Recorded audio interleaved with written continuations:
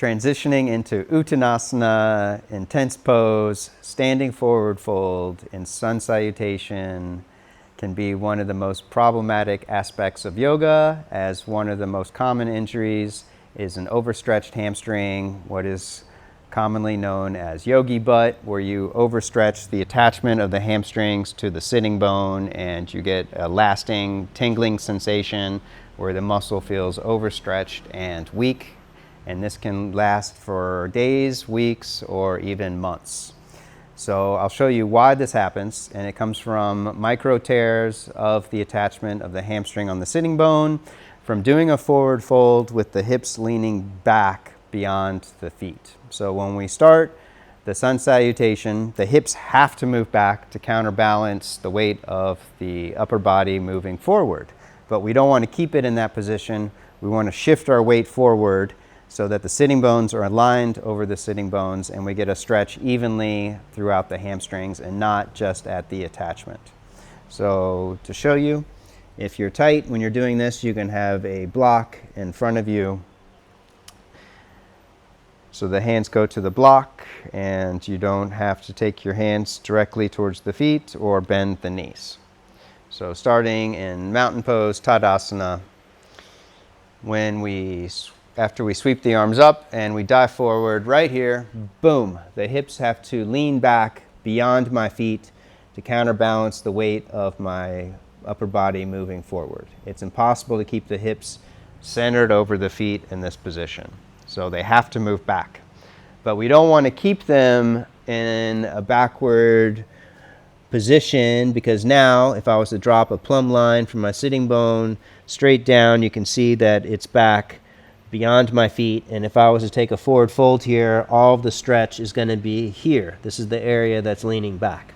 So we want to shift our weight forward so that 60% of the weight is into the balls of the feet, 40% is in the heels. And when you take the forward fold, you want to have this sensation that you're leaning forward. So here, the hips, the sitting bones should be right aligned over the back of the heel, and I can push my thigh bones back without leaning back. And this builds strength in the front of the legs and length evenly in the backs of the legs. Uttanasana. So this can be done with the feet hip distance apart to allow more inner rotation of the thigh bones to root back evenly into the hamstrings, or to make it a little bit harder, if you're more flexible, you can bring the feet together and do the same action. But again, the weight should be leaning forward into the balls of the feet and not most of the weight in the heels, which can cause the hips to lean back and the hamstrings to overstretch. So again, the hands are in front of the feet. They don't have to be beside the feet. It can be done this way if you keep the weight leaning forward. But placing the hands forward in front of you allows more stability so that you can negotiate the shifting of the weight here. Uttanasana. Now again, if you notice, I have some space between my lower floating rib and the top of my thigh. So it's not a jackknife. I'm not just collapsing here, even if I'm leaning forward. I'm not trying to bring my upper body as close as I can to my lower body. I'm keeping some space so that when I fold, I lift my kidneys up around my lower back, and that drops the tailbone, it drops weight down through the feet, and my core engages and lifts up. So this is a position that builds more strength, and if you want more flexibility, of course, you can bring the hands back.